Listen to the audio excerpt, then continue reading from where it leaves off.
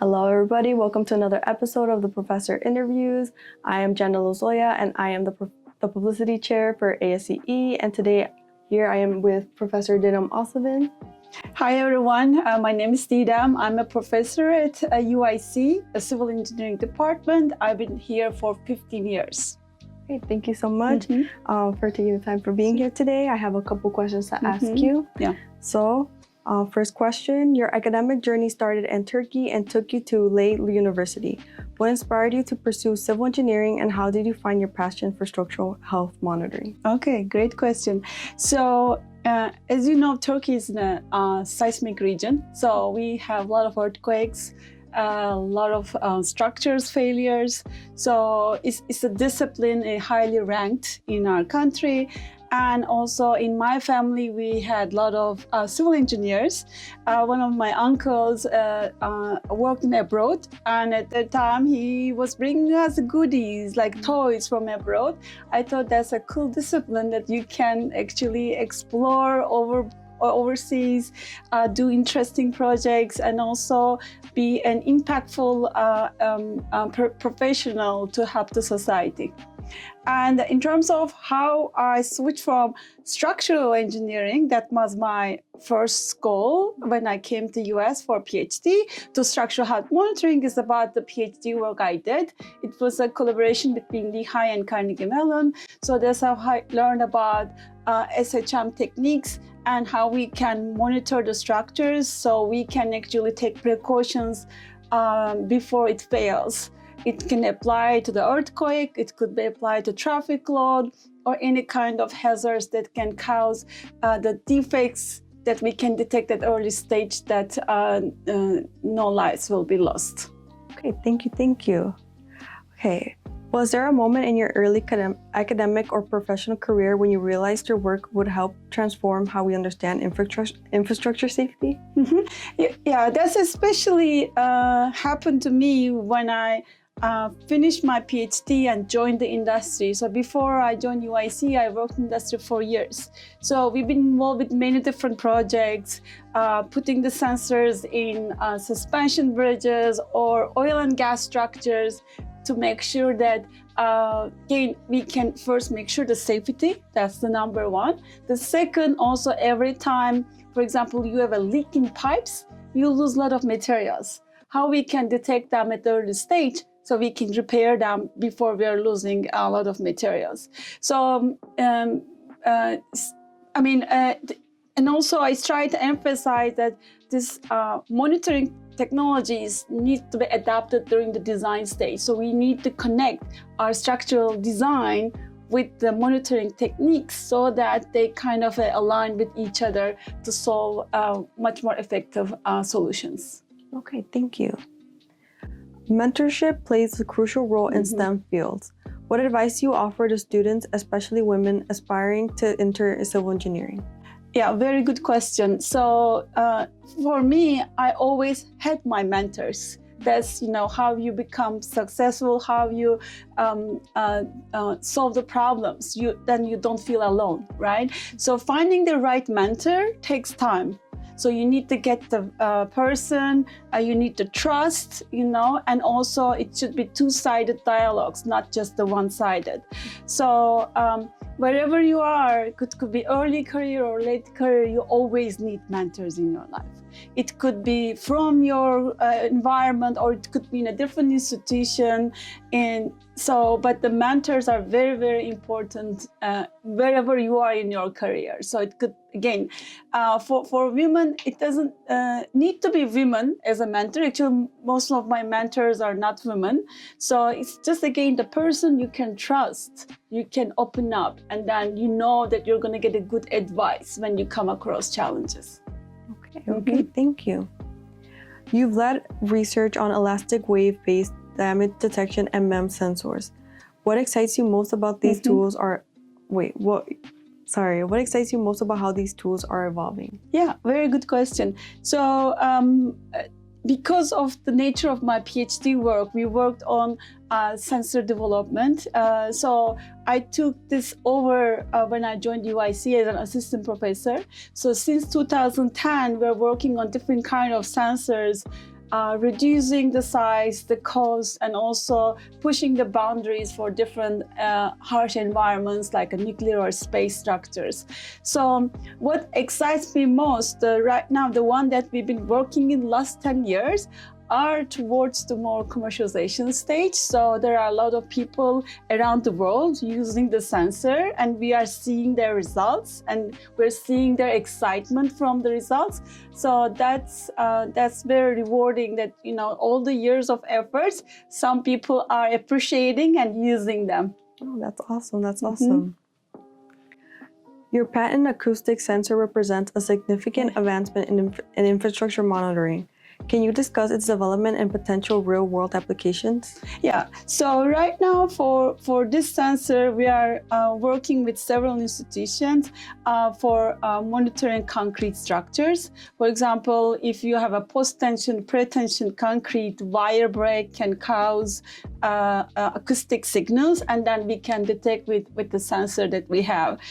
Or the same thing, any kind of defects in the structures that we can detect. So currently, in addition to concrete monitoring applications, we're also using more towards the metals or composite structures. So again, the idea is the structures are big, so you need a lot of sensors. So with reducing the size and the cost of the sensors, we can put hundreds of them.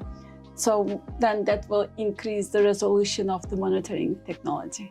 Okay, great.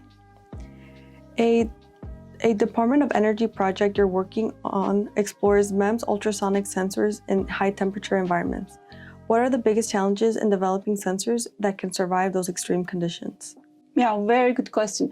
So the main challenge is to find the right material which can endure not just high temperature, but also radiation for nuclear structures. So we have a great team.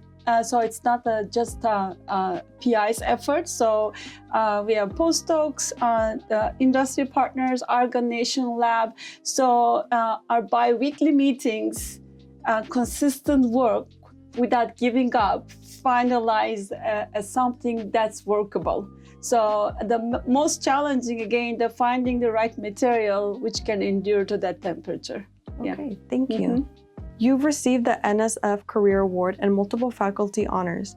What achievements are you most proud of and why? So in my academic career, I'm very proud of my PhD students, seeing them growing in the 3-4 years, and seeing that they are growing in their career in either industry or academia. I feel like this is my highest achievement. So those grants received through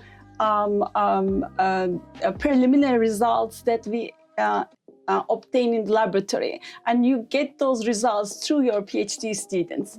Of course, as a PI, you kind of get the idea, but your group are the ones supporting. So those achievements cannot be achieved if you don't have a good research team. Okay, thank you. You're a fellow of the Acoustic Emission Working Group and involved in global organizations. What role has professional community played in your career growth?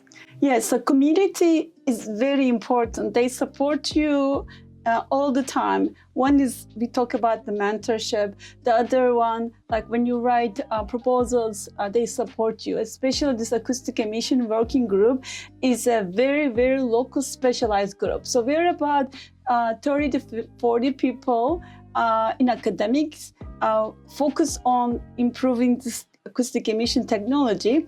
Everyone knows each other. Everyone's like a family. So our actually meetings, which will happen in Chicago next month, I'm hosting the next meeting. Very, very friendly. You know, at the end of the meeting, then you feel like you belong to a community and they appreciate you. And then you also get a great feedback about your research. Doesn't necessarily be always positive. Even like if your result doesn't make sense, it's good to hear from a specialized community before you send the paper for publication.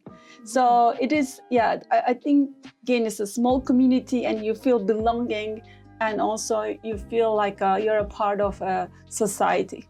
Okay, thank you. Balancing a demanding research career with personal life is challenging.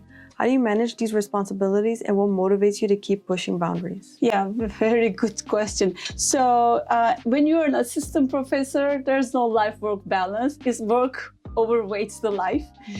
So it's a very demanding 5-6 years that you really need to establish your lab.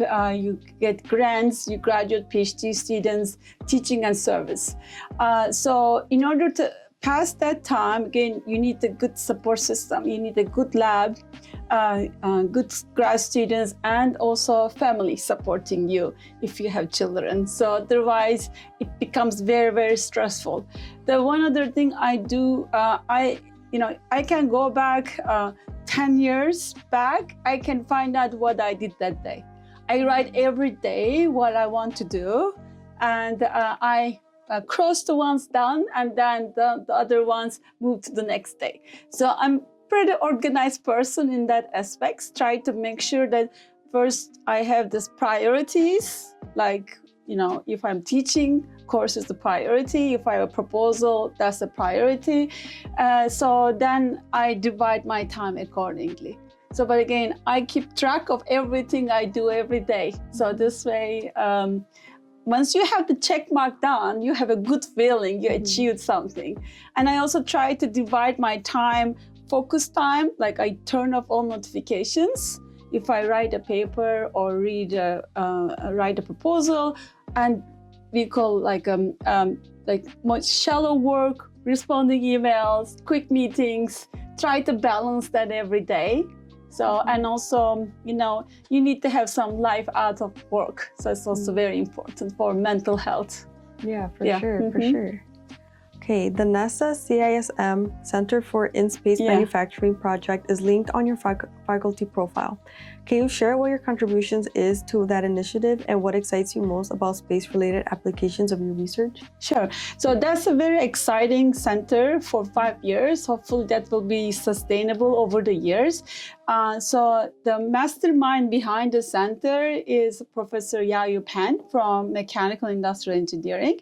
So we've been working on proposals in the past. So this she could champion this one.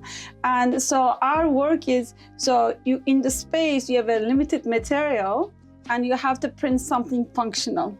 So this material can be a composite or cementitious materials using the Mars or Moon materials.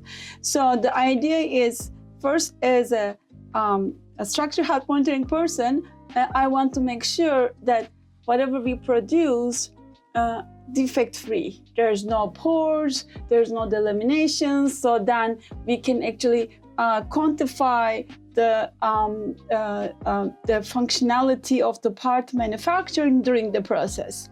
So the second part, once we manufacture part, putting the civil engineering hat, how we can use them to build structures, like load-bearing structures, support structures. So then we'll do a lot of mechanical testing to understand the mechanistic properties. Well, thank you so much for your answers. Yeah. Okay. And I would like to add one more thing for all the students. So, engineering is an evolving field. So I always tell the students in my classes that you have to keep learning. So 4-year education is not sufficient. I'm just going to say, it is sufficient to bring you a level. But when you join the industry, you need to make sure you keep learning. You're reading the magazines, attending the society meetings, and then you are aware of the state-of-the-art technologies and codes and standards. Then you can adapt to your work. Okay, thank you so much. Thank you so much. Thank you, everybody, for watching another episode of the Professor Interviews. Definitely keep an eye out for future episodes to come. And thank you so much, Professor. Thank you for having me. Yeah, thank you for taking the time to be here, to be interviewed.